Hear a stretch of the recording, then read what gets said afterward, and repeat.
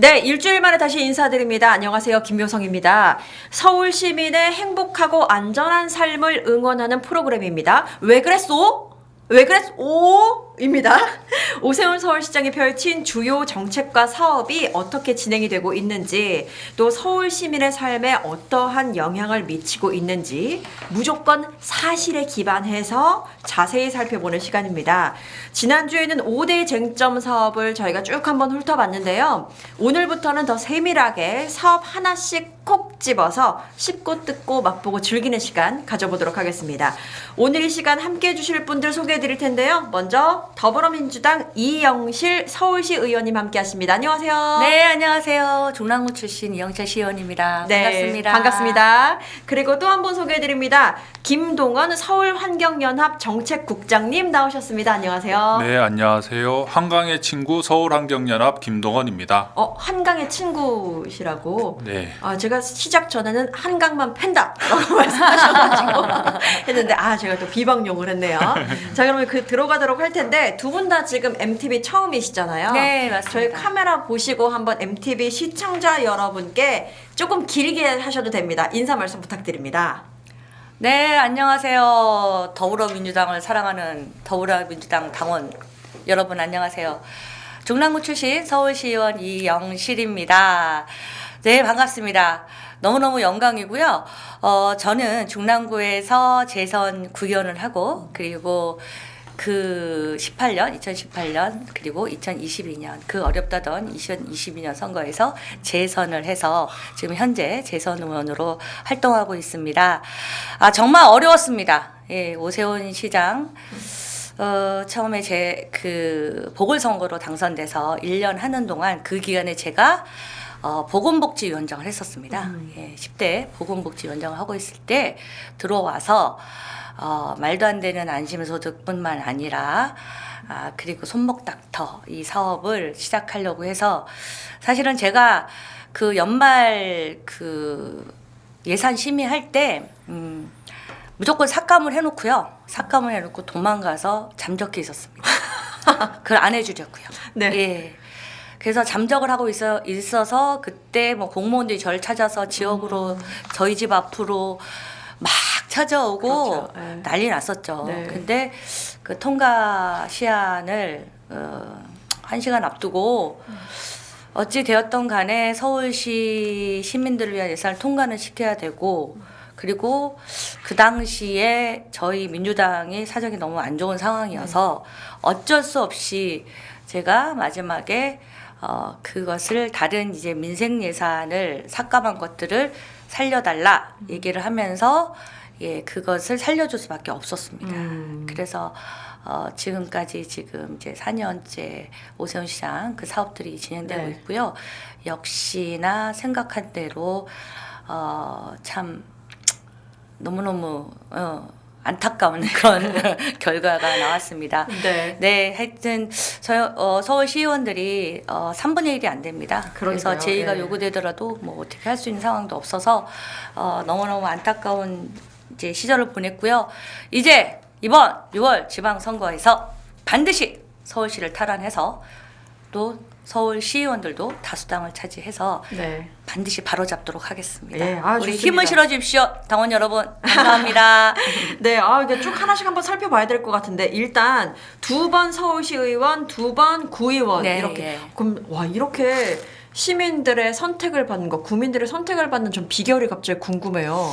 거듭되셔가지고. 모든 선출직들은 다 똑같죠 뭐. 네. 예, 지역에서 저는 사실은 저희 지역에서 초중고를 다 나왔습니다.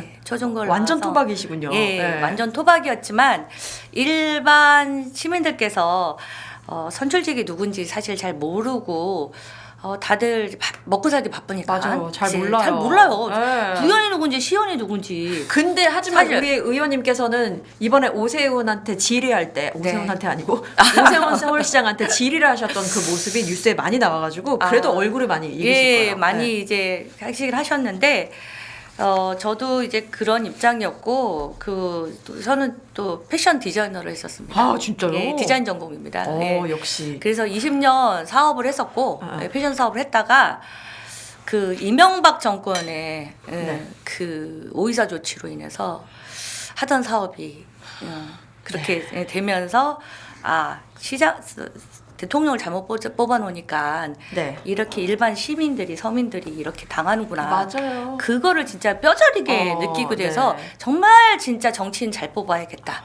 그렇게 생각해서 이제 시작됐습니다. 아니 근데 디자인 하셨다고 네. 했는데 역시나 처음에 딱 등장하셨을 때부터 네. 전체적인 색감이라고 해야 될까요? 네. 아우라 같은 게 좀 아유, 다르게 느껴- 아유, 그렇게 감사합니다. 느끼셨죠, 국장님? 네. 아니어도 그래요 얘기하죠. 감사합니다. 예, 좋습니다. 우리 시의원님께 조금만 더 질문하고 예. 그다음에 갈게요. 그 오세훈 서울시장이 재보궐 선거로 당선된 2021년부터 네. 5년 정도 서울시장을 함께 하고 계신 네, 거잖아요. 몇 년 동안 직접 겪은 오세훈 서울시장 한번 평해 볼까요? 장단점. 장점. 가겠습니다. 장점. 장점. 장점부터요? 일을 많이 벌린다. 일을 많이 많이 한다. 벌린다. 여러 개를 벌린다. 많이 벌린다. 예. 그게 장점. 진짜 장점일 수 있죠. 잘만 그렇죠. 한다면. 예, 그렇죠. 네. 단점은요? 대책이 없다. 수습이 안 된다. 버려만 놨다. 예, 아. 수습이 안 된다. 근데 대책이 사실 없다. 그 대책을 제대로 세우기 위해서 그 버려놓은 사업들을 제대로 하게 하기 위해서 의원님들이 많이 질의도 하시고 이것저것 지적하시고 하는 건데 사실 그것에 대해서 소통이 잘 안 되는 모습을 저희는 많이 봤거든요. 어떠셨어요? 소통도 안 될 뿐더러 저희가 숫자가 딸리니까. 숫자가 딸리죠. 예, 숫자가 딸려서 전혀 맥히지가 않습니다. 지금 서울시의회에서 국민의힘이 다수당을 차지하고 네. 있기 때문에 굉장히 턱턱 부딪히는 저희는 게 벽을 많을 보고 거예요. 얘기하는 겁니다. 벽을 보고. 네, 벽을 보고 얘기해요. 진짜 앞서서 말씀하셨지만 올해 6월에 지방선거가 굉장히 중요합니다. 중요합니다. 정말 중요합니다. 남다른 각오가 있으실 것 같아요. 네, 가고 있죠. 제가 그 10대 때는 102명으로 그 압도적인 그 민주당 일 네. 시절에 일을 해보고 그리고 또 지금은 또 3분의 1도 안 되는 이 소수의 서름을 겪으면서 이제 해보다 보니까 이제 그걸 떠나서 일을 제대로 할 수 있는 사람이 정권을 잡아야지 그 일이 진행된다. 우리가 지금 정부에서도 이 지금 이재명 정부 들어서서 이 효능감이 대단하지 않습니까? 네. 마찬가지입니다. 저희가 다수를 잡았을 때는 이렇게 무모한 일을 벌인 적이 없습니다. 예, 그렇게 해서 했었는데 정권이 바뀌고 이렇게 무모한 일을 하는 것들을 저희가 그 막아내지 못하는 거에 대한 굉장히 정말 그 지칠 것 같아요. 네, 예. 네. 예, 너무 힘든 그런 시간을 보냈는데 이제 제대로 잡을 수 있도록 열심히 뼈가 가루가 되도록 뛰겠습니다. 예, 좋습니다. 네. 오래 기다리셨습니다. 김동원 국장님은요, 우리 서울환경연합이 어떤 단체인지 먼저 좀 소개를 해주셔야 될 것 같아요. 예. 서울환경연합은 1993년부터 서울의 생태 환경을 지키기 위해 활동해온 시민단체입니다. 한강의 자연성 회복부터 기후위기 대응, 공원과 가로수 지키기, 쓰레기 줄이기까지 다양한 활동을 하고 있고요. 네. 단순히 반대만 하는 게 아니라 지속 가능한 서울을 위한 정책적 대안을 제시하는 역할까지 맡고 있습니다. 93년에 여기가 생겼고 우리 국장님께서는 언제부터 여기서 근무하셨어요? 저는 2015년부터 꽤 되셨다. 예. 그러면 이렇게 쭉 역사를 봤을 때 93년에 딱 시작이 됐고 지금 봤을 때 우리 서울시의 환경이나 뭐 이런 기후 변화가 많이 느껴지시나요? 많이 느껴지죠. 그러니까 한강만 예를 네. 들면은 그때 그 오세훈 박원순 시장께서 그 재임하실 때 신곡수정보 철거 논의를 했었어요. 네. 그때만 하더라도 선착장 개수가 58개 정도였는데 지금 한 65개 네. 정도로 확 늘었죠. 예. 그리고 서울항을 이제 막으려고 엄청 노력을 했었어요. 그때도 뭐 진행하려고 하는 움직임이 있었기 때문에. 네. 그러면 지금은 여의도에 가 보면은 서울항이 떡하니 있죠. 음. 그리고 이쪽에는 한강버스 선착장이 있죠. 맞아요. 네, 그런 부분들이 확실히 이제 탁 트인 공간으로서 서울 시민들한테 사랑을 받는 공간이 한강이었는데 네. 지금은 너무 막혀 있고 지나치게 상업화되어 있고 뭐 그런 부분들이 좀 많이 아쉬운 부분입니다. 그러면 이게 서울시장의 여러 가지 정책 중에 이 한강에 많이 집중을 하신다고 하셨잖아요. 네. 그 이유는 그 한강이 가진 서울에서의 어떤 역할, 많이 변화된 추이 뭐 이런 것이 반영돼서 이렇게 집중하게 되신 건가요? 한강의 자연성 회복에 네. 대해서 우리가 관심이 많고요. 왜냐하면은 80년대 전두환 시절에 독재 정권, 군사 정권 때 네. 밀어붙이기식으로 지금의 한강의 모습을 만들어 놓은 부분들이 있고 네. 그것을 벤치마킹해서 이명박 대통령이 나타나가지고 4대강 사업을 했죠. 네. 그렇게 하면서 전국의 강의 생태 환경을 망쳐놓은 부분들이 있기 때문에 서울에서 다시 한강의 자연성을 회복하는 것은 4대강 전국의 강을 살리는 데 있어서 중요한 역할을 할 것이다 기대를 가지고 있어서 한강에 집중을 하고 있습니다. 아, 많은 분들이 사실 서울 환경연합이 어떤 곳인지 있었는지 잘 모르시는 분들도 있을 거예요. 네. 근데 좀 오늘 이 시간을 통해서 얼마나 또 귀한 일을 하고 계시는지 많은 분들이 아셨으면 좋겠다라는 생각도 해봅니다. 자, 그럼 처음부터 한번 가볼 텐데요. 바람 잘 날 없는 한강버스. 오늘 제대로 한번 살펴보고자 합니다. 그런데요, 키워드가 이렇습니다. 출발부터 잘못했다. 이건 애초에 시작부터 잘못했다. 라고 말씀드리는데 두 분께서 끄덕이고 계십니다. 요거 한강버스 하기 전에 사실 그 시조새격이라고 해야 되나요? 오세훈 서울시장이 추진했던 한강 수상택시라는 게 있잖아요. 그렇죠. 근데 수상택시가 그때 이미 한번 이렇게 표현하기 좀 그렇습니다만 폭삭 망했잖아요. 망했습니다. 근데 망했는데 그때 그러면 그 수상택시가 왜 실패했는지부터 한번 말씀해 주실래요? 일단 수상택시는 모든 분들이 다 알고 계세요. 접근성이 네. 떨어진다. 예. 그리고 그 당시에 수상택시를 기획했을 때는 지하철망이 이렇게 촘촘하게 원활하게 돼 있지 않았었어요. 네. 그러니까 잠실에서 여의도까지 30분 안에 주파를 해서 교통체증을 줄인다. 이제 그런 키워드였는데 수상택시가 거기 수상택시를 타러 접근하는데 지금 20-30분 걸려서 가다 보니까 그게 아무 의미가 없어지고 네. 그리고 지하철망이 촘촘해지다 보니까 그것 또한 의미가 없어진 없어졌죠. 거죠. 네. 의미가 없어진 아니 근데 접근성 말씀하셨는데 네. 수상 택시나 수상 버스나 이 접근성 문제는 달라진 게 없는데. 아무것도 달라진 게 그렇죠. 없습니다. 근데 수상 네. 택시가 그렇게 잘못됐다는 걸 한번 경험하고 나서도 수상 버스라는 것을 왜 구상을 했을까요? 수상버스는 일단은 뭐 오세훈 시장이 뭐 템즈강을 가서 뭐 어쩌고 저쩌고 나도 뭐 템즈강 가봤는데. 예, 저도 가봤습니다. 그렇죠. 예, 뭐 그렇게 해서 구상을 했다고 하는데 모든 학자들이나 모든 사람들이 그건 템즈강이고 그쵸. 한강하고는 완전히 다르다. 한강의 이 넓은 둔치와 그 다음에 거기에 가로지르는 저 올림픽대로와 강변북로가 있고 그걸 다 건너서 가야 되는 이 상황하고 템즈강 가보셨지만 웨스트민스터역도 바로 웨스트민스터 역에 나오자마자 바로 웨스트민스터 피어가 있잖아요. 네. 바로 탈 수가 있잖아요. 그리고 다리를 건너서 계단을 내려오면 바로 또 선착장이 있고 이런 구조하고는 도저히 비교가 그렇죠. 될 수 없는 거죠. 이 환경적으로 더 보태실 말씀이 있으실 것 같아요. 예, 그러니까 하상계수라고 해서 가장 유량이 적을 때와 가장 유량이 많을 때 비율을 이야기하는데 유럽의 강 같은 경우에는 템스강 같은 경우 8배 그리고 뭐 센강 뭐 네. 18배 그러니까 한 20배 사이예요. 근데 우리나라 강은 300배, 400배 그리고 한강 대교 아래 가보면 네. 이 과거 최대 수위라고 표시가 되어 있어요. 그렇죠. 저 그러니까 봤었어요. 한강에서 뭐 하시려고 하시는 분들은 그걸 한번 보면서 아 자연이 이렇게 무섭다 네. 이런 거를 한번 겸허한 마음을 가지실 필요가 있습니다. 그걸 한번 보고 나면은 막 함부로 이렇게 계획을 못 세울 건데 너무 대범하신 것 같아요. 언제든지 여름철에 갑자기 비가 오면 맞아요. 언제든지 저만큼은 한강이 찰 수 있다. 그렇게 됐을 때 이 수많은 시설들은 어떻게 될 건지 한번 상상을 해본 다음에 추진해 봤으면 좋겠습니다. 아니 진짜 이런 걸 시작할 때 신중하게 해야 되는데 물론 오세훈 서울시장 같은 경우는 다 따져봤다. 신중하게 접근한 거다라고 하겠죠? 물론 그들은 이제 그렇게 얘기하지만 네.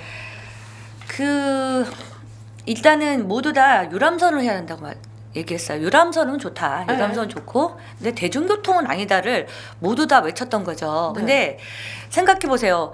우리 서울시에서 그리고 뭐 전국을 다 따서 어떻게 했든 간에 그 모든 분들이 서울을 방문하는 분들이 유람선이 없어서 출퇴근을 못 하시는 분이 안 계시잖아요. 그러니까 말이 안 한강버스가 되죠. 없어서 그 출퇴근을 못 하시는 분이 아무도 없어요. 네. 우리는 한강버스가 꼭 필요합니다. 이게 없어서 출퇴근이 너무 힘드니 이걸 만들어 주세요 하고 우리가 요청한 게 아니잖아요. 맞습니다. 요구에 의해서 만들어진 게 아니죠. 요구해서 만들어진 게 아니라 네. 본인이 주입을 시키려고 주입식으로 한 거 아니에요. 본인이 하고 싶어서 오세훈이 하고 싶어서 오세훈 시장이 하고 싶어서 사람들한테 너 이거 필요하지 필요할 거야 이거 하면 좋아 그러면서 만든 거예요. 약간 정책을 자아실현의 장으로 그렇죠. 활용한 듯한 느낌이 들어요. 그렇죠. 네, 바로 네. 그거죠.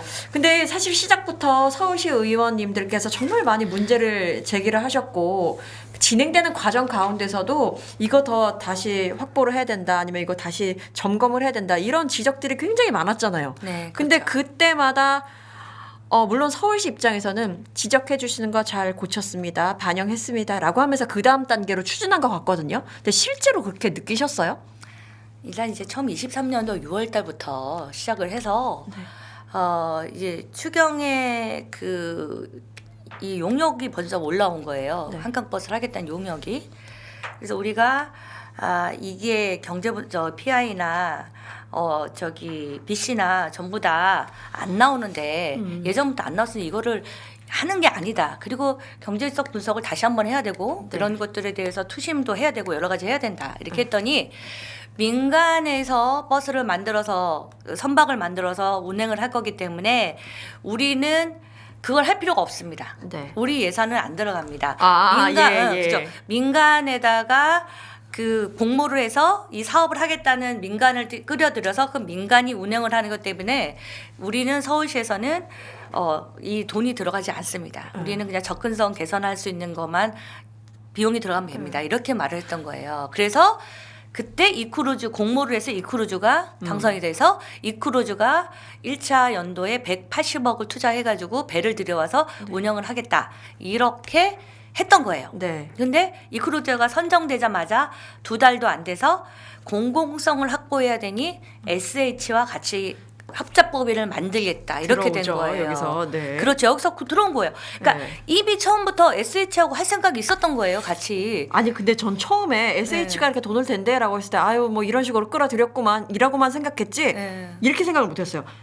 왜 선박 운항에 주택을 공급하는 SH가 돈을 대는 거지? 라는 근본적인 이유를 제가 그렇죠. 네, 갑자기 궁금해지기 그러니까 시작했어요. 공공성을 확보해서 다른 기관을 같이 끌어들이려 보니 공공기관을 끌어들이려 보니 SH가 있었고 SH의 네. 정관을 바꿔가면서 아. 바꿔서 이제 이거를 하게 된 거예요. 아 그렇게 막 바꾸는 게 뭐 네. 가능한가요? 그 자기들 맘대로 그냥 하는 거죠. 일단 그래서, 명분을 제대로 이렇게 확보하기 위해서 이런 거 저런 거 다 공공성 동원. 확보를 하겠다. 아. 그 수상 교통수단에 대해서 대중교통에 대해서 공공성을 확보하기 위해서는 네.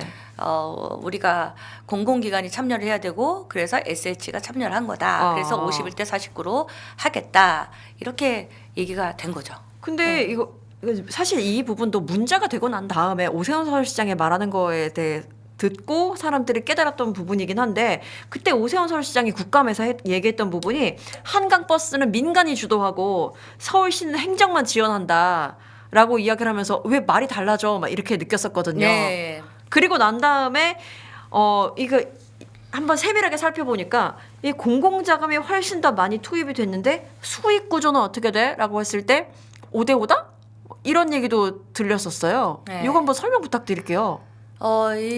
이제 51대 49, 네네, SH가 51대 49 그리고 그거나 49, 49예요. 그런데 그 애초에 그래서 그 법인을 만들 때 SH 51억 그리고 이크루즈가 49억을 돼서 100억을 종잣돈으로 만든 거예요. 예. 그래서 이제 그 한강버스 주식회사를 만드는데 여기에 그 배를 만들어야 되잖아. 한강버스 네. 주식회사가 배를 만들어야 되는데 돈이 없어요. 지금 새로 만든 그 한강버스 주식회사가 돈이 있을 리가 없잖아요. 그렇기 때문에 또 담보력도 없잖아요. 담보력도 없으면 은행에서 대출할 수가 없죠. 그러니까 이 그 같이 투자한 SH와 이크루즈가 51대 49로 해서 그 대여금을 줘야 되는 거예요. 네. 한강버스에 대여금을 줘야 되는데 이크루즈가 이때부터 자기들은 못하겠다 빠지겠다 이렇게 된 거예요. 아니 그래서 네. 1,500억을 SH에서 몽졸이 그 단기 대여, 뭐 장기 대여, 그다음에 은행 보증까지 서가면서 1,500억을 쓴 거죠. 예. 아니 근데 그 과정에서 배 만드는 곳 그러니까 선박 업체와 그 계약을 하는 데 있어서 그 업체 자체도 어처구니 없는 데였다. 뭐 만들어 본 경험이 없다 그랬나? 뭐 이런 논란이 있었던 대로 기억하는데요. 그래서 제가 이거를 말한 이 한강버스에 대해서 한마디로 말한 게 뭐냐면 네.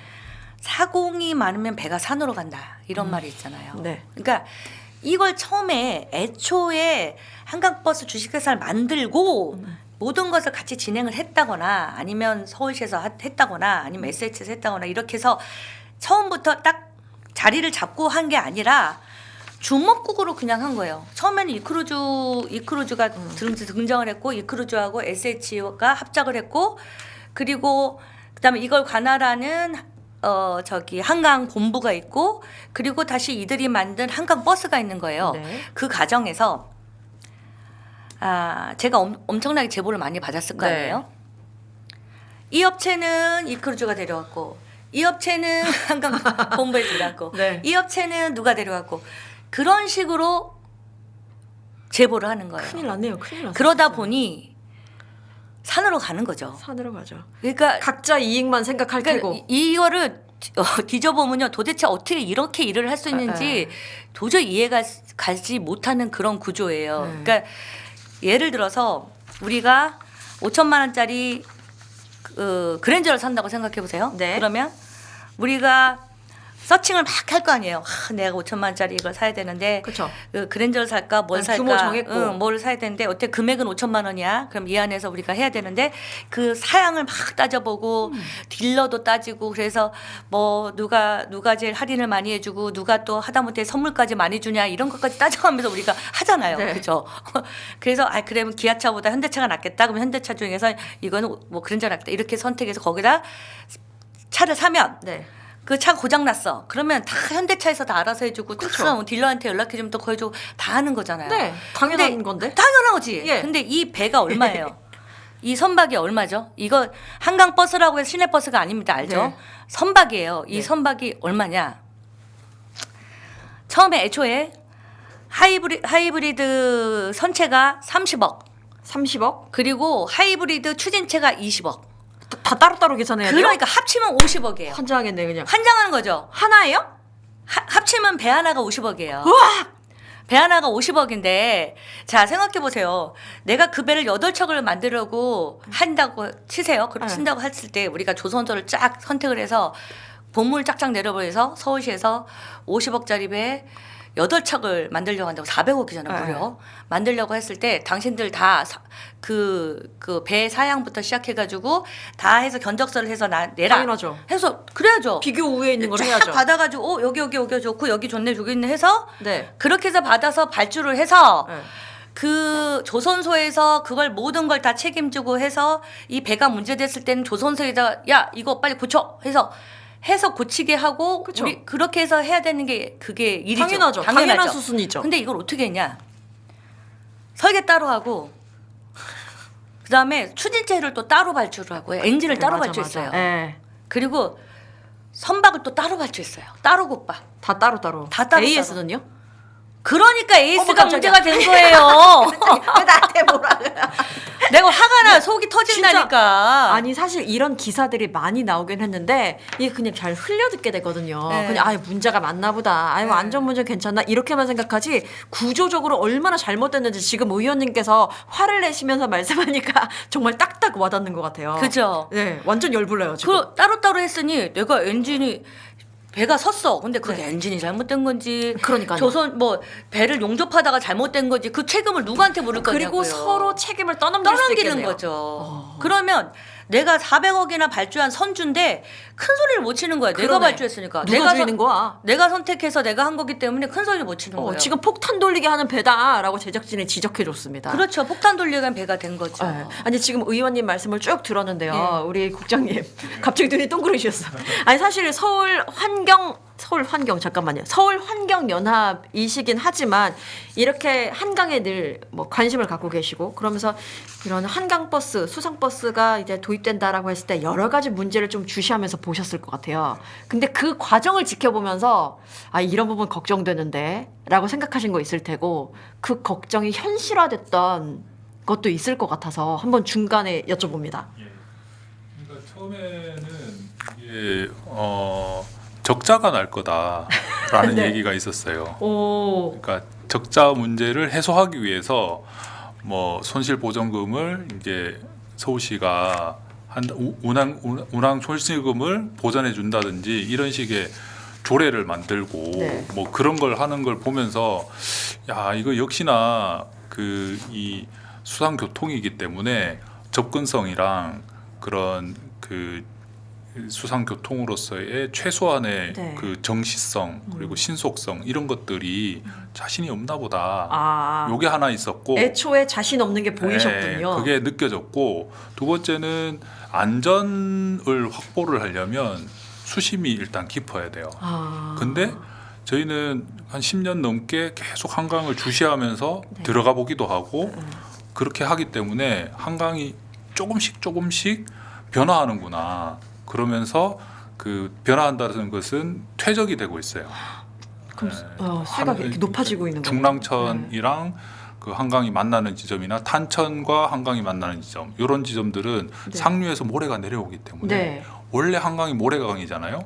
예전의 모습으로 돌아가려고 하는 그 자연의 힘이 있기 때문에 자연이 스스로 회복하고 있구나 이걸 미세하게 느끼고 있는데 거기다가 어머. 딱 하고 배를 다니게 네. 한다는 거죠. 어. 그러니까 그 이 크루즈도 그 잠실 선착장을 포기한 지가 오래됐거든요. 네. 왜냐하면 그 잠실 선착장에서 오려면 그 잠수교를 통과를 해야 되는데 그게 자꾸 걸리기 때문에 네. 수심도 확보가 잘 안 되고 퇴적도 많이 되고 그러면서 자연성이 회복되고 생태계가 회복되고 있는데 거기다가 이제 그걸 수상 교통을 활성화한다니까 네.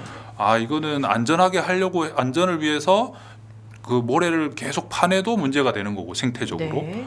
그리고 뭔가 이 준비가 제대로 되지 않고 있구나 네. 뭐 이게 승객 확보가 제대로 될 거라고 기대하지도 않는구나 이런 걸 보면서 자신 없구나 아. 요 두 가지를 느꼈죠. 오, 되게 뭔가 점쟁이라고 표현하면 안 될 것 같은데 뭔가 되게 예측을 하는 데 있어서 소름 돋는다라고 할 정도로 역시 자연을 알고 전체 한강에 대해서 잘 알고 계시니까 이 정책적인 것도 예측이 가능하다라는 생각이 드는데 근데 아까 전에 한강이 회복되고 있다라고 말씀하셨잖아요. 네.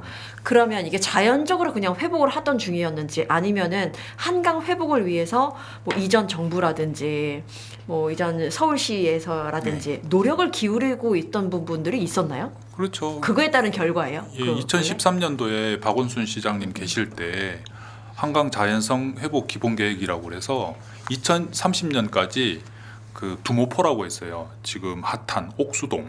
네네네. 거기가 이제 저자도라고 해서 예전에 그 모래를 파가지고 압구정 현대아파트에 그걸 공급을 했거든요. 그 공사를 한 게 이명박 현대 사장일 때 네. 그렇게 이제 모래를 다 파헤쳐서 그렇게 건설을 했는데 거기에 이제 원래 있던 자연의 모습 그대로 이제 퇴적이 되면서 네. 생태계가 회복되고 그러다 보니까 흰꼬리 수리 멸종위기종 1급이에요. 오, 네. 그리고 큰 고니 멸종위기종 2급이고 이 두 가지는 다 천연기념물입니다. 네. 그리고 국가가 보호를 하고 있는 그런 새들인데 네. 그런 애들이 이제 돌아오고 있는데 거기다가 선착장을 떡하니 지은 거예요. 아, 그러니까 이번에 정부 합동 그 조사 결과에서 그 기후 에너지 환경부에서 거기는 계속 퇴적이 되고 있어가지고 선착장으로 부적합해 한 세 곳 중에 한 군데거든요. 잠실, 압구정, 옥수, 네. 그 중요하게 생태적으로 회복되고 있는 구간에다가 하필이면은 배를 그러게요. 다니면서 이제 계속 강바닥을 파헤치고 그렇죠. 그렇게 하는 거죠. 그 그렇죠. 강바닥 문제 때문에 이번에 그 한 번 배가 멈췄던 적 있잖아요. 그게 바로 그렇죠. 강바닥 문제이지 그렇죠. 않았나요? 그게 그렇죠. 몇 번 있었고요. 네.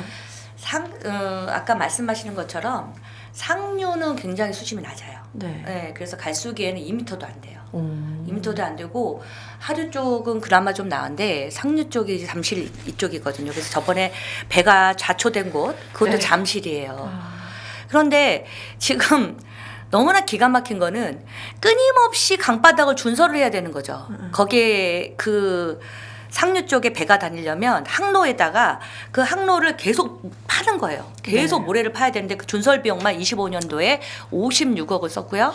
그다음에 26년도에는 73억을 예산을 배정을 해놨어요. 아이고야. 준설 비용만 파는 파내는 비용만. 데만. 그런데 강바닥이 아시는 것처럼 내가 팠어요. 실컷 팠어. 네. 팠다고 해서 그게 파진 게 그대로 있나요? 아니겠죠. 아니죠. 다시 또 그 전날에 몰려들겠죠. 물이 지나가다가 다시 또 메꿔지고 다시 쌓이고 그 강바닥이 실시간 변하는 걸 어떻게 누가 아냐고요. 그러게요. 알 수가 자연인데. 없어요. 자연인데. 네. 그러다 보니까 항로에서 조금 벗어나서 그게 그 부딪혀서 자초됐다고 하는데 그러면 그 한강이 그렇게 바다처럼 넓은 데도 아니고 그 한정적인 그 곳에서 이 항로를 파서 계속 준설해서 거길 조금만 벗어나면 그렇게 자초된다 그러면 그럼 운항을 할 수가 없는 거죠. 그러게요. 안전하지가 않은 거잖아요. 너무나도 명징한 얘기인데. 예, 너무나 명징하죠. 그리고 그 근처 잠실 선착장 근처는 가스관이 지나가요.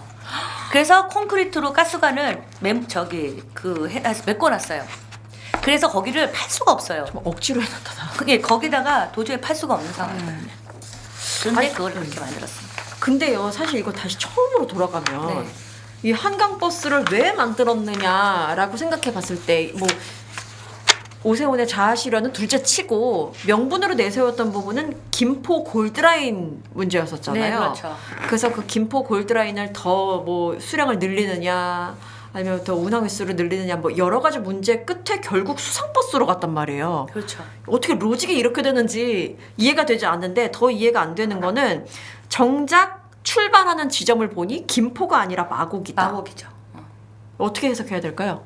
그러니까 김포 골드라인을 일단 핑계를 대긴 했는데 김포 골드라인에서 출근한 사람들이 그 시간에 거기로 오려 그러면 네.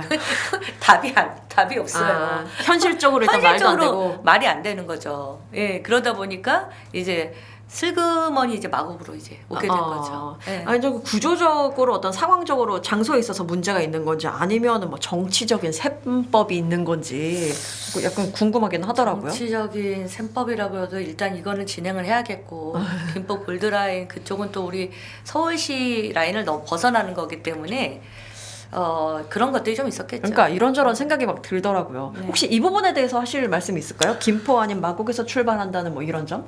그 80년대 네. 그 이걸 한강 종합 개발을 하면서 뭐 둔치도 그렇게 만들었지만 준설을 많이 했어요. 네. 그러니까 강바닥을 많이 파놨는데 그러다 보니까 이제 그 수위가 쭉 떨어지겠죠. 네. 그러다 보면 이제 너무 볼품없는 강이 되는 거예요. 그래서 김포대교 아래에 신곡수중보라고 해서 보를 막았어요. 4대강 보처럼 네. 그 수중보를 막아놓고 잠실대교 아래에는 잠실수중보를 또 막아놨어요. 그렇게 해놓고 보니까 아 이거 운하랑 똑같구나. 그래서 이제 유람선을 운행해야겠다. 네. 이렇게 했는데 다른 나라 가서 보니까 네. 런던의 템즈강 뭐 이 얘기를 뭐 지금 몇십 년대 하는지 모르겠는데 파리의 센강 근데 거기 가서 보니까 배들이 예쁜 배들이 계속 왔다 갔다 하잖아요. 예쁘죠. 예. 거기에 비해서는 이제 서울의 한강이 너무 휑해 보이니까 뭔가 활성화 시켜야겠다. 그런 이제 이상한 그 사명감 같은 게 있어요. 예. 아니 활성화라는 거는 긍정적으로 생각하면 네. 그래 그렇게 생각할 수 있지 하는데 앞서서 말씀하셨지만 템즈강이나 뭐 우리나라 한강이랑 다른 점은 네. 한강 주변에 저희는 다 도로잖아요. 네, 그렇죠. 차가 다닐 수 있는 도심 내 고속도로가 있는 상황인데 어떻게 템즈강이랑 여기랑 동일 선상에 놓고 상상할 수 있는가? 일단 오세훈 시장이 보궐선거로 당선됐을 때 그때부터 이재명 대통령의 이재명 그 당시 이제 후보였었죠. 우리 네. 그렇지만 그 기본소득이나 여러 가지 이런 부분에서 그것을 대척해서 안심소득을 만들고 네. 그다음에 맞아요. 그 김포를 뭐 수도권 서울시에 쪽으로 편입하고 뭐, 편입한다던가 약간 그런 그 행보를 좀 보였어요. 대권을 향한 행보. 그 욕심의 일환이 처음에 시작이 이것도 포함이 되었고 이게 성공을 하면 그 본인의 어떤 그런 것들이 눈에 가시적으로 사실은 오세훈 시장이 5년을 하면서 이렇다하게 내놓을 만한 게 없어요. 네, 솔직히. 네, 네. 예. 그러니까요. 그런 상황이다 보니 이거를 굉장히 이거는 했을 때 성공했을 때 굉장히 가시적으로 굉장히 이제 보여줄 수 있는 홍보하기도 거니까 좋은 거잖아요. 네. 예. 그러다 보니 여기에 좀 많이 집착을 했던 거고 그 대권을 향한 어떤 그런 욕심도 좀 있었고 그런 것들이 좀 있었던 것 같아요. 보면요, 뭐 사실 안전 문제, 뭐 수익성 문제, 뭐 세금 문제, 자연적인 문제 뭐 이렇게 얘기했지만 그 이후에 문제가 불거진 다음에 어떤 식으로 해결을 하고 있느냐, 어떻게 소통을 하고 있느냐도 중요한 것 같은데 네. 사실 그 이후의 행보를 보면요, 아주 단적인 예, 아주 작은 예라고 볼 수도 있겠지만 기후 동행 카드. 라는 것이 있고 기후동행 카드에 한강버스 권중 돈을 더 추가하면 한강버스를 같이 이용할 수 있는 그런 카드가 있는데 이걸 구매한 이용자들의 환불 요구가 잇따르니까 뒤늦게서야 조치에 들어갔는데 조치에 들어갔어 조치에 들어갔구나 했는데 환불 사실을 따로 공지도 하지 않고 직접 문의하는 시민한테만 이렇게 했다는 거예요. 저는 이런 조치를 지자체에서 한다는 걸 상상을 못했거든요. 이게 너무 이렇게 말하면 그렇지만 너무 시민을 대하는 데 있어서 수준이 좀 떨어지는 게 아닌가. 주목구구 시행정입니다. 네. 네, 주목구 뭐예요, 시행정의 아주 대표적인 거고요. 이 처음 시작할 때부터 제가 계속 지적을 했었던 부분이고 24년도에 9월에 처음 조선소 자격이 없는 공장도 없는 자격이 없는 조선소에다가 그 배 6척을 발주한 거에 대해서 그거를 지적을 24년 9월에 제가 이제 지적을 했거든요. 네. 시정질문 할 때. 그때 오세훈 시장이 당황하면서 저한테 던진 말이 뭐냐면 의원님 쓸데없는 불안감 조정하지 말라고 그렇게 대답을 했었어요. 저한테. 쓸데없는 불안감 조정하지 말라고. 너무 화가 나는데요? 예. 네. 그래서 제가 제발 제대로나 해라. 이제 그러고 말았었는데 그게 그대로 제가 지적하고 걱정했던 게 그대로 실현이 돼서 25년 8월에 말에 제가 또 시정질문을 할 때 내가 이거 다 지적했는데 예, 이거 뭐 하는 거냐 그랬는데 그래도 이제 할 수 있습니다. 또 그랬어요. 그리고 제가 8월 28일 날 시정질문을 했는데 그때까지 배가 안 들어왔어요. 네. 두 대만 먼저 들어왔고 문제가 있던 데에서는 아예 들어오지도 않고 정기 선박도 아무도 추가 선박이 들어오지 않은 상태에서 9월 18일 날 운행을 한다고 한 거예요. 그래서 제가 아니 어떻게 20일 남기고 그거를 배도 안 들어왔는데 배가 들어와서 정기적으로 이게 제대로 운행이 되고 이제 시범을 운항을 해본 연후에 충분한 시범 운항을 하고 운항을 하는 게 정상이다. 네. 근데 어떻게 9월 18일 날 배도 안 들어왔는데 하려고 그러냐. 이건 아니다. 제가 그랬어요. 네. 그랬더니 할 수 있습니다. 이러는 거 그냥 할 수 그러니까. 있습니다. 저는 그래서 이렇게 사실 서울시에서 어떻게 시정 질문이 오가는지 많이 네. 볼 기회는 없거든요. 네. 그런데 한강버스가 문제가 되면서 네. 많이 기사화가 네. 됐잖아요. 네. 뉴스 나오고. 보면서 시민을 대표해서 질문을 하는 시의원한테 사실 싸우려면 싸우는 게 그 의원에 대한 존중인데 그런 것도 잘 안 보이는 거예요. 그냥 말씀하신 대로 잘 하겠습니다. 할 수 있습니다. 할 수 있습니다. 그러니까 네. 이 시간을 그냥 때우는 듯한 느낌이 들어가지고 저는 너무 기분이 예. 나빴거든요. 그래서 왜 하필 9월 18일이냐. 예. 그럼 조금이라도 더 미뤄라. 뒤에 미뤄서 시범문항하고 해라. 9월 18일에 그래서 오세훈 시장님 생일이냐. 왜 9월 18일이냐. 제가 날짜 어디 받았냐? 네, 날짜 받았냐. 네, 그렇게까지 얘기했어요. 했더니 네. 그게 아니라 할 수 있다고 합니다. 계속 그러는 거예요. 그러고 운항을 9월 18일 시작했는데 열흘 만에 운항이 멈췄잖아요.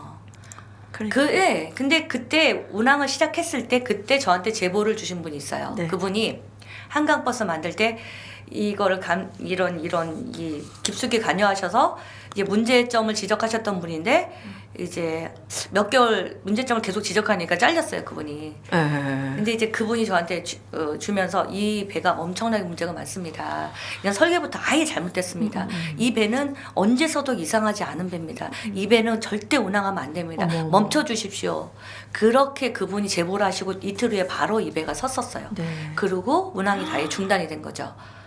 그래서 이게 안전이 제일 우선이잖아요. 네. 무엇보다도 안전이 이게 배예요, 배. 한강 버스가 아니에요, 그냥 배예요.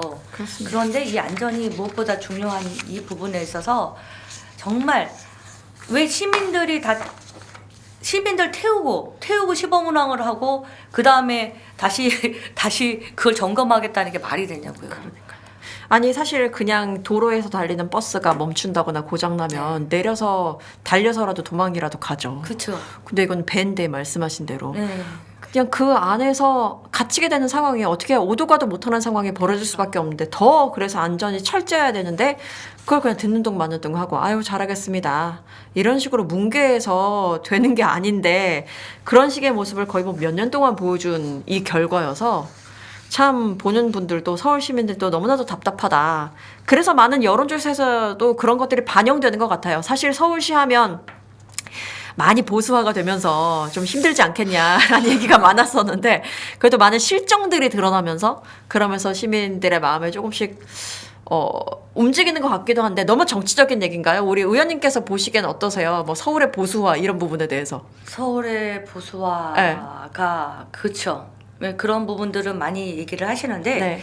저는 이 서울시장이 해야 될 일, 서울시의원들이 해야 될 일 사실 시민들만 생각하면 되는 거 아니겠습니까? 맞아요. 예, 이거 보수 진보가 어디 있어? 보수 진보가 어디 있어? 네. 시민들 입장에서 시민들 대변하고 시민들의 안전을 책임지고 하는 게 시장이고 시의원이고 한데 너무 답답한 거죠. 지금까지 벌어진 그 한강버스의 일들이 네. 너무나 죄송하고요. 솔직히 너무 죄송합니다. 시민들께. 네. 요거 하나만 더 짚어보고 갈게요. 그 올해 3월까지 조치하겠다라고 미룬 지적 사항 중에서도 안전 관련 사항들이 좀 있다고 들었습니다. 그 난간 간격이 뭐 굉장히 넓다라든지, 안전 난간의 높이가 부족하다든지, 추락 위험 구간 방치, 승객의 실족과 추락을 방지할 최후의 안전장치들 뭐 이런 것들을 포함해서 아직도 미흡한 부분이 많이 시정이 안 되고 있는 건가요?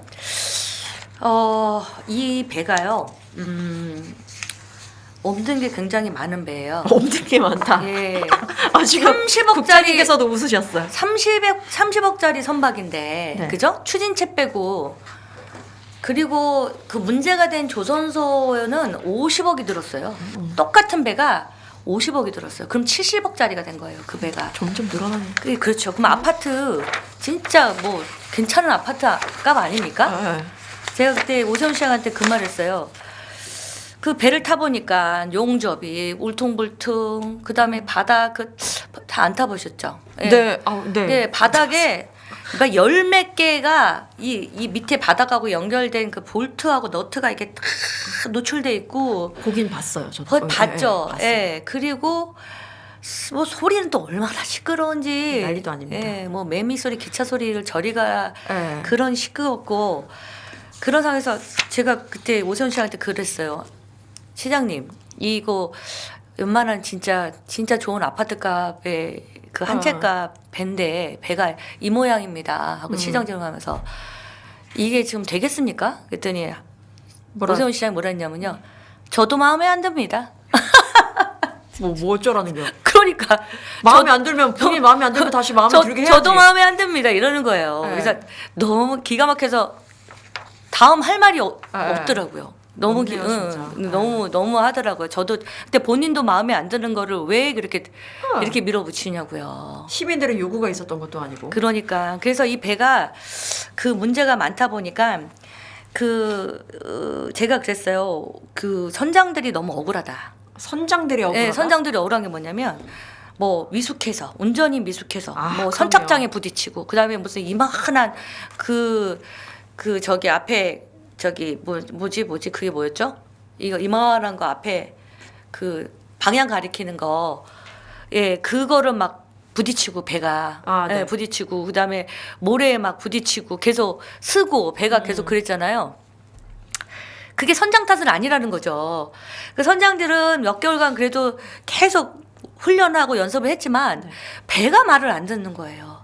배에 트러스트가 없어요. 그 트러스트는 뭐냐면 챗GPT에다 한번 물어보면 물어봐야겠다. 트러스트가 없을 때 배가 선박에 무슨 문제가 있습니다 하면 바로 딱 나와요.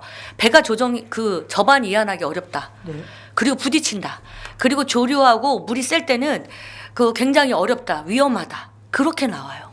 그러니까 선장님들이 계속 그거를 제대로 그 접안하고 싶어도 배에 그런 기능이 없는 거예요. 그 기능을 없이 만들다 보니까 배를 제가 접안하고 이완할 때 시간이 많이 걸리고 계속 부딪히고 부딪혀서 스타벅스 예. 한번 정전되고. 정전되고 네. 그리고 제가 저기 이게 무슨 이제 앞에 그 부표가 있잖아요. 네. 부표를 이제 들이박았는데 네. 부표를 저기 앞에서부터 발견했어요. 네. 그래서 배를 돌려야 되잖아. 그러면 바로 이제 선장님은 열심히 돌려. 근데 배가 말을 안 들어. 배가 말을 안 들으니까 오 하다가 부딪히는 거예요. 네. 그러니까 선장님들은 얼마나 억울하겠어요. 그러니까요. 부딪힐 때마다 뉴스에 나오고 하면은 본인이 무능해서 이렇게 된 거라 이렇게 생각이 들 거 아니에요. 그래서 이게 예를 들면 그거예요. 우리가 좋은 차를 사면 앞에 그 이상한 게 있어요. 그러면 어떻게 돼요? 내가 브레이크를 밟았어. 그러면 자연스럽게 착 쓴단 말이에요. 네. 그죠? 그런데 좋지 않은 차를 타면 내가 브레이크를 밟았어. 어떻게 돼? 쭉 미끄러져요. 한참 있다가 쓰죠. 한참 있다 쓰죠. 그런 똑같은 상황인 거죠. 안전과 직결인데. 안전과 직결되는 거죠. 지금 배가 그렇게 만들어졌습니다.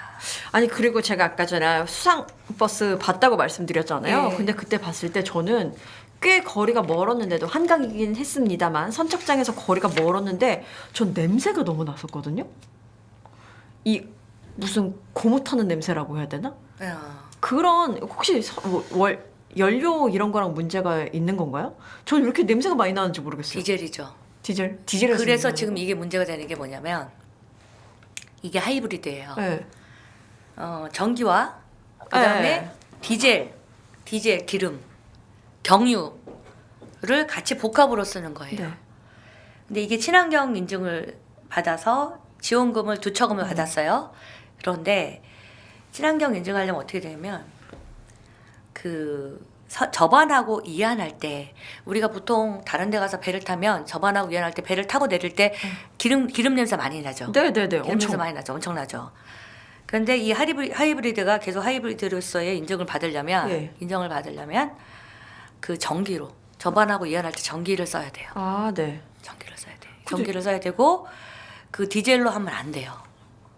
엄청. 근데 나던데. 그거가 그발견됐다? 그럼 그 증거를 잡아야 되는데.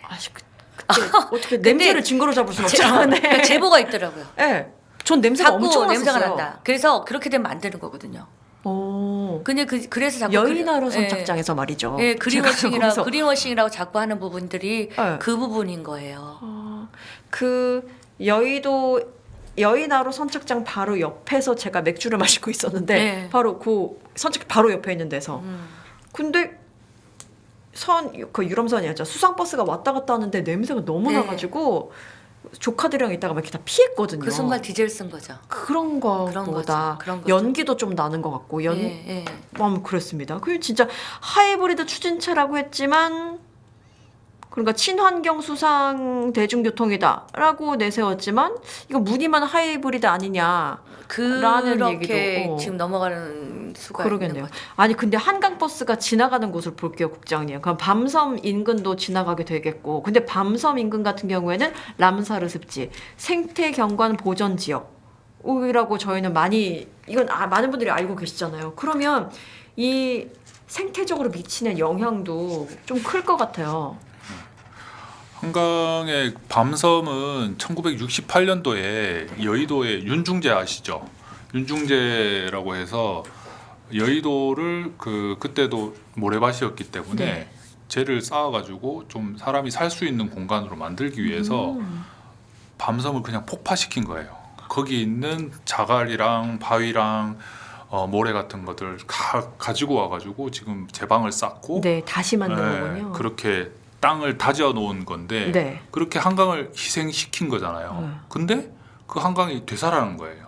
계속 거기가 원래 섬 자리니까 네. 계속 모래가 쌓여가지고 퇴적이 되는 거죠. 그러니까 철새들이 찾아오고 네. 물고기들이 알을 낳기 시작하고 그러면서 다양한 멸종위기 종들이 네. 또 숨어서 살기 시작하는 거죠. 왜냐하면 다른 데는 살만한 데가 없으니까. 그리로 다 모여든 거예요. 근데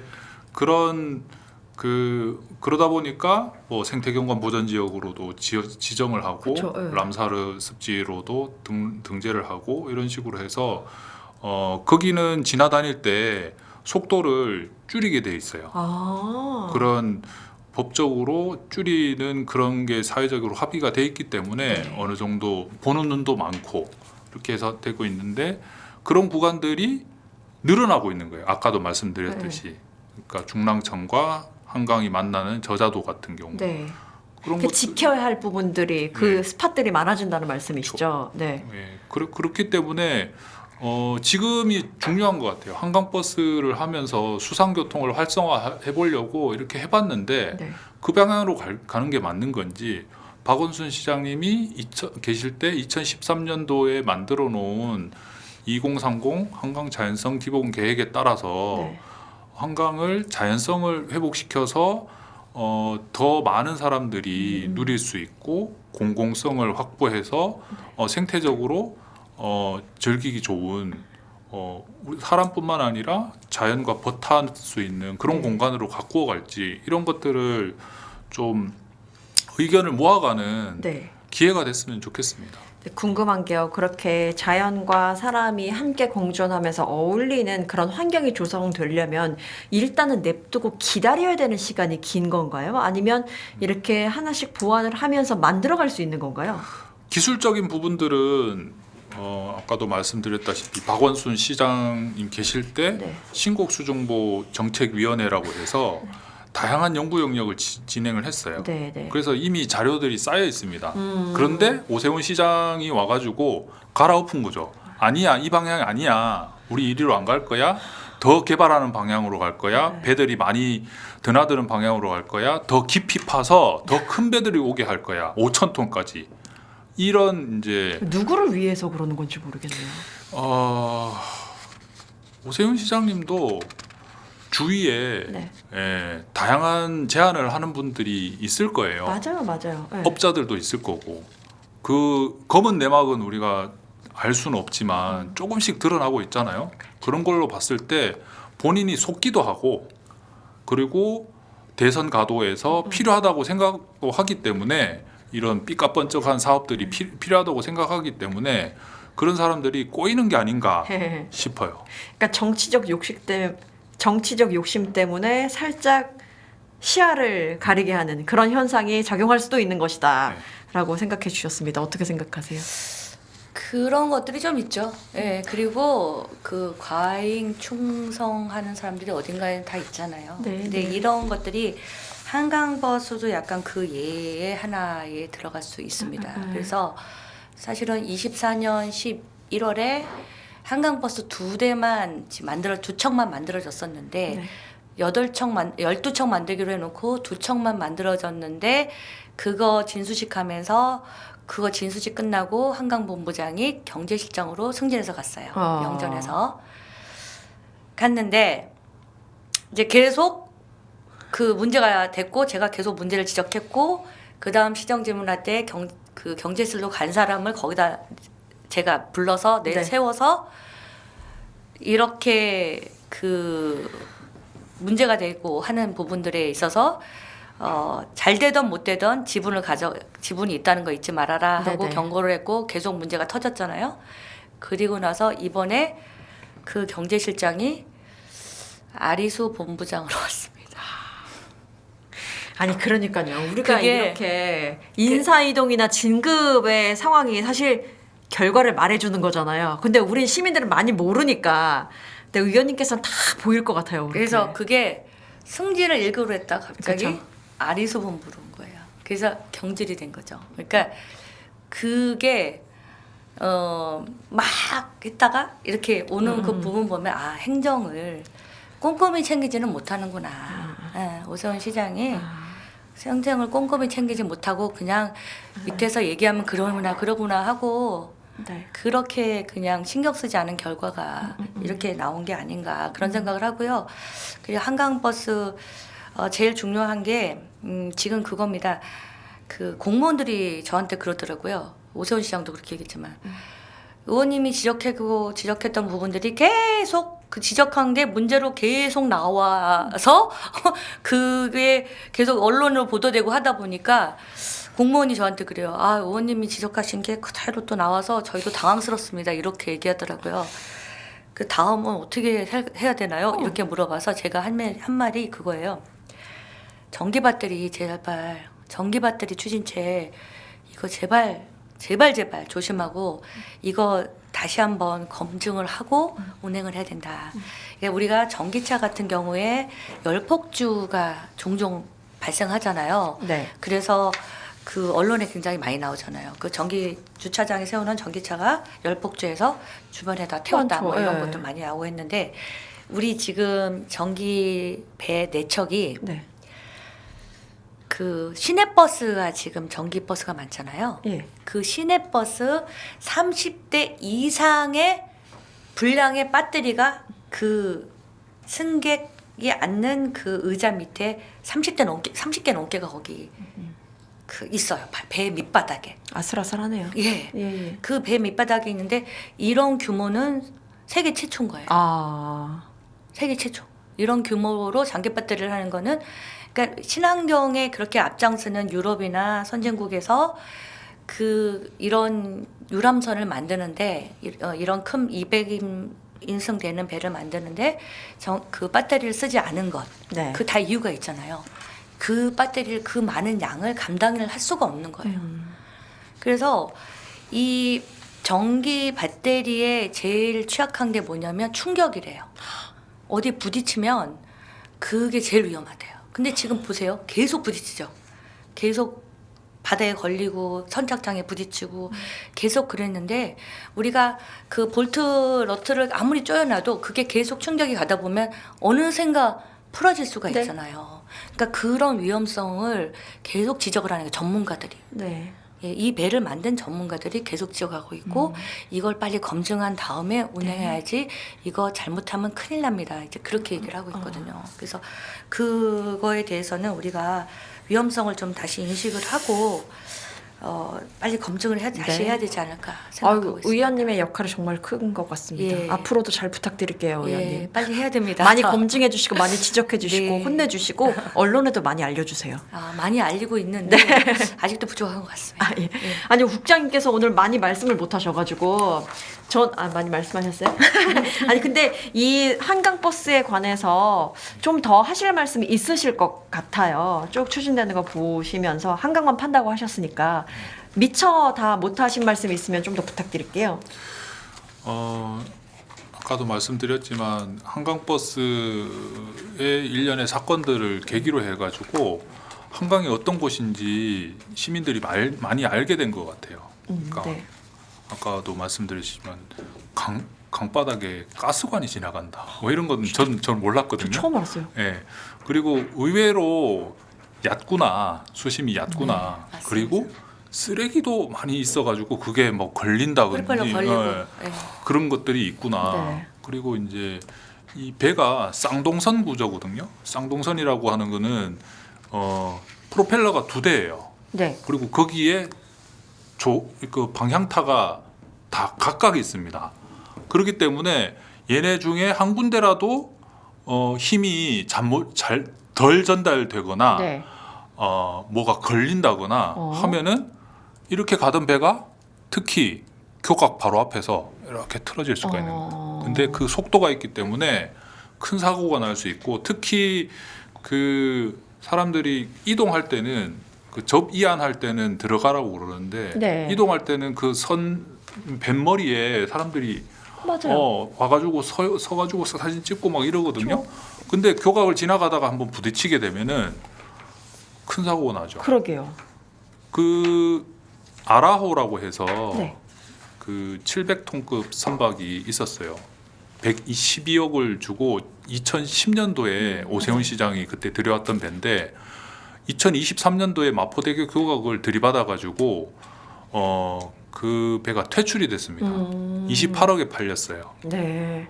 그래서 한강버스도 이런 말 하면 안 되지만 언젠가는 사고가 한번 날 것 같다. 그러니까 크게. 위험하다. 그만큼. 네, 네, 네. 그래서 그렇게 하면은 어차피 퇴출되게 돼 있어요. 그 여론을 견디지 못할 겁니다. 그 전에 좀. 네, 그 전에 합리적인 선택을 할 수 있기를 바라고요. 네. 오세훈 시장이 직접 그 판단을 해주면 좋은데 그러게요. 그 정치적인 유산을 또 다음 시장이 판단을 해야 되지 않을까 싶어요. 짐을 떠넘기는 거네요. 그쵸. 폭탄 돌리기가 계속되고 있는 것 그렇지. 같다라는 생각이 듭니다. 아, 저희가 오늘 1시간 동안 이렇게 길게 왔는데요. 아, 근데 저 딱 한 가지만 여쭤보고 싶은데 예, 방송에 안 나갈 수도 있는데요. 네네, 괜찮아요. 전혀 한강버스랑 관련 없는 네네. 거예요. 한강이랑 관련됐는데 네. 한강 불꽃 축제 말입니다. 불꽃 축제가 생태계에 미치는 영향이 정말 어마어마하지 않나요? 많죠. 어마어마하죠. 전 그거 할 때마다 전 거기에 있는 새와 동물과 예. 곤충들이 너무 불쌍해가지고. 그런데 이제 그거를 이겨내려면 시민들이 이게 생태적 가치에 대해서 조금 더 생각을 해야 돼요. 네. 그 수준이 조금 더 올라와야 되는데 네. 아직은 환경단체 몇 군데서 얘기한다거나 좀 동물을 사랑하는 몇 분들이 이야기한다고 해서 그거를 받아들여지기가 어렵죠. 압도할 수 그렇죠. 있는 그걸 규모가 아니에요. 즐기는 또 네. 시민들이 네. 이 한강버스도 마찬가지예요. 지금 네, 맞아요. 이거를 당장에 멈추고 아예 없애야 되느냐 네. 아니면 이거를 뭐 해서 좀 움직여야 되냐 이렇게 하니까 사람들이 약간 반반 정도 돼요. 그래요? 그래서 왜냐면 이게 저가로 즐길 수가 있잖아. 아, 예. 3,000원의 한강을 행복. 즐기는데. 예, 3,000원의 행복이잖아요. 아니면 이걸로 해서 그냥 바로 환승도 되니까. 그러니까 저가로 즐길 수 있으니까 그 부분에 대해서 그래도 효용감을 생각을 하고 있더라고요. 아, 그래서 그렇군요. 그래서 우리가 한 얘기잖아. 그럼 유람선을 해라. 저가에 공공 유람선을 그러게요. 해라. 차라리. 예, 그렇게 해서 운행하지 제발 대중교통이라고 하지 말아라. 그러니까 방법이 있으니까. 예, 아. 대중교통이라고 해서 자꾸 돈을 시민들 혈세를 늘 생각은 하지 말아라. 아. 이제 그거죠. 아, 좋습니다. 네. 여기까지 한번 알아봤습니다. 네. 갑자기 이렇게 불꽃 축제 물어봐서 죄송하고요. 네, 오늘 함께해 주신 우리 더불어민주당 이영실 서울시 의원님 그리고 김동원 서울환경연합 정책국장님 함께해 주셔서 너무너무 감사드립니다. 저희는 오늘 방송 여기까지 하도록 하고요. 다음 시간에 또 새로운 분들과 함께 찾아뵐게요. 안녕히 계세요. 안녕. 안녕. 안녕.